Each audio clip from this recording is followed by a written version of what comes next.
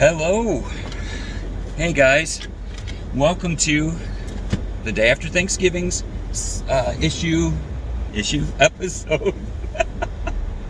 of Wait a Minute. My videos, my thoughts, and I'm sharing them with you all and stuff.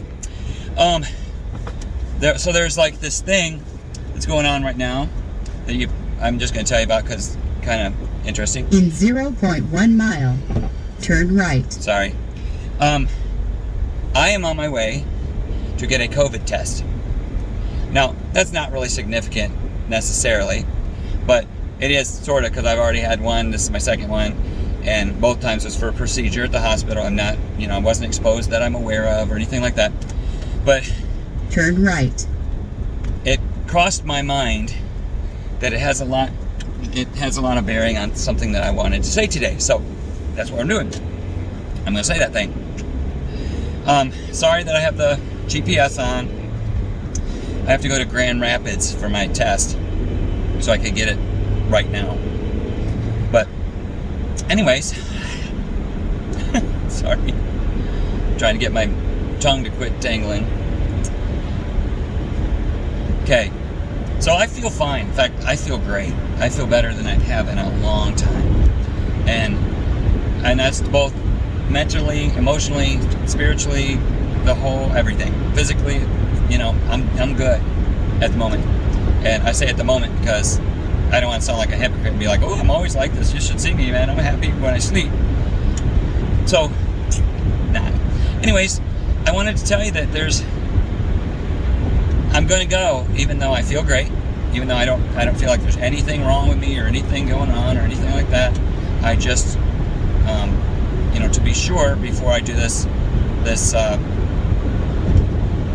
they're going to do endoscopic, whatever. They're going to put a scope down my throat to look at something and then decide for sure whether I'm having surgery next week or next month, whenever. Anyways, not a big deal, but they want to make sure that I'm not bringing the COVID into the room. But I just thought it was interesting because I feel fine. But I'm going to go anyway and get this test. Because, you need confirmation sometimes. You need to double check. And that goes back to someone that's the opposite end of that I'm going to tell you a story about. Okay? So there's this woman, and she's so scared of everything. But mostly since her husband died, she's scared of being home alone because she always is very paranoid when she gets home. She comes in the house and she locks the door really good. She looks around the house. She looks behind the curtains, behind the shower curtains. In 1 mile, turn left. And under the bed. Every single time. And she'd been doing that for years. Ever since her husband died. And she is now, up in the ages now. And she's getting super old. She's been doing this thing for 20 years. And finally one day, she looks under her bed. And this guy grabs her by the arm and says something to her. And she's like, you'd think she'd freak out or have a heart attack or something, right? No. She grabbed him by the hand and said, "Where have you been? I've been waiting for you for 20 years. And so, once she found the thing that she was afraid of, in 1/4 mile, turn left. She wasn't so afraid anymore. And that's the gist of my story that I'm telling you today, or my message, whatever that I'm telling you today, is I'm going to go get a COVID test. And I'm not expecting to have COVID, but, it's possible. And I'm not saying that by any means I'm belittling COVID. It's a bad thing. It's terrible. And I don't want my parents to get it. And I don't want to get it. But sooner or later, it's bound to happen. But I'm not living in fear about it, is what I'm saying. I'm not going to sit around and be scared that, when is it going to come? When is it going to come? Oh my gosh, when is it going to come? Did I wash my hands? I'm not sure if I washed my hands or not. I'm going to wash them again. And hand sanitize. And, wear gloves at the same time. I'm going to put a mask over my mask when I take a shower because I'm in there with me. And it's close quarters. People are just, in my opinion, people are worrying about stuff that may or may not happen to them. But on the top of that, they're worrying about stuff that's taken away their life. That what's going on with them now in their life. They're worrying about that stuff. Like my function in life to do whatever. I have to, buy my parents groceries sometimes and things like that. I can't imagine not being able to do that. I can't imagine living in fear to the point that I can't get groceries for my parents, or I can't, whatever. Can't take them to the doctor. So there's that, and it's, I get that that's a fear. I get that that's an issue in today's world, the way we are right now. It's kind of bizarre. But here's what I'm thinking, okay? Every time we turn around, somebody's getting sick, or somebody's got a cold, or somebody's got a sniffle, or whatever.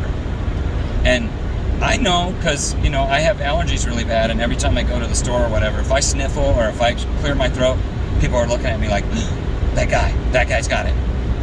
And up until I got this newest mask, I couldn't wear a mask at all. The newest one I can wear for about 20 minutes, so I'm okay. It doesn't throw me into a asthma attack yet at 20 minutes.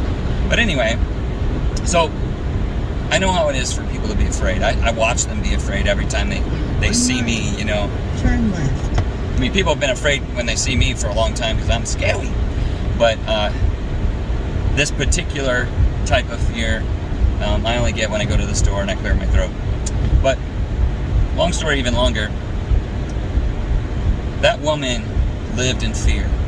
Ever since her husband died, for 20 years, she was afraid. For 20 years, she looked behind everything, every corner, everything, behind every curtain, and she lived in fear. And even when she didn't, she had to double check if the door was locked. She had to double check, did I look under the bed tonight? Look again, Just like all of us when we're afraid of something, we're paranoid about it. We got to go back and double check our double checking to see if we double checked. And I don't want to live like that, and I'm encouraging you not to live like that either. I'm not saying be irresponsible, so don't anybody misquote me or whatever. Living in fear is the part that's the worst part. It's not, and even getting the sickness isn't the worst part. The worst part is not living up until Turn that point. left. And not, if you're so not living, then getting it would be almost a blessing, because we finally got it over with. There it is. Where you been? I've been looking for you all this time. So that's the way I think a lot of us are feeling. We want to keep in the loop. We want to get checked every time. We want to have somebody look at me because I had a cough this morning and it didn't have anything to do with that, water I sucked down my windpipe or anything like that. I'm sure it was COVID. Like I said this once before, my aunt used to say that half of what you worry about never happens. And I think it's a higher percentage than that, but yeah, it's true. You worry and worry and worry about stuff and it never even happens. Or you worry about a certain scenario about something and it doesn't turn out the way that you had it in your head. So here's my wrapping it up here, okay? I may go today and get tested and find out, tomorrow or whenever they give me the results, that I'm positive. And that, that may happen. I may get sick today or whatever, But if I do, we'll have to face it then and deal with it. But me worrying about it ahead of time when I'm already doing as much as I can do, then the rest of it I have to just leave up to God, up to, whatever the plan is, whatever, some people say leave it up to faith, because at a certain point it's out of your hands.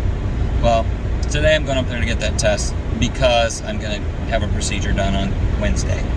No big deal, not expecting to have COVID. But if I get it, I'm going to be like that woman.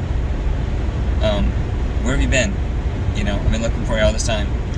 And I hope that you guys aren't living in so much fear that you look for 20 years. I hope that you don't wreck your life because you're worrying about staying alive. Which if you're not living, then what's the point of being alive or something like that? So, hey, I encourage you to be happy, be healthy, do everything you can to be healthy, and then after that, it's up to God, right? See ya, bye. Love you guys.